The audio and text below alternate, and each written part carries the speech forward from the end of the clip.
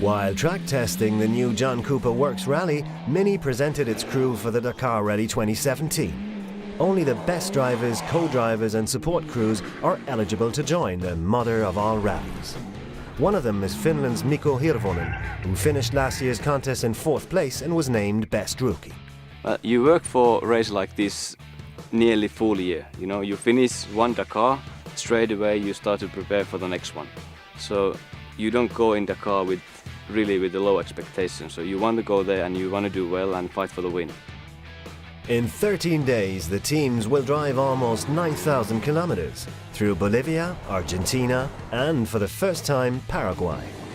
And the challenges of the Dakar are extreme.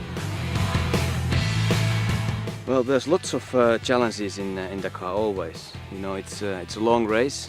We are spending few days in over 4,000 meters as well, so it's a really high altitude which affects the car and the drivers. And you know, the heat, the temperature, it makes it really tough. Hirvonen's co-driver Michel Perrin has navigated for victory several times in the Dakar, and the two already drove the Mini together last year.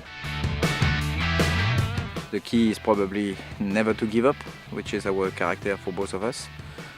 Get full help of the team, and if you are not in a position to fight for the win, you need to help all your teammates. This year, the team also includes Bryce Menzies from the US and Yassid Al-Rachi from Saudi Arabia, with its German co-driver Timo Gottschalk.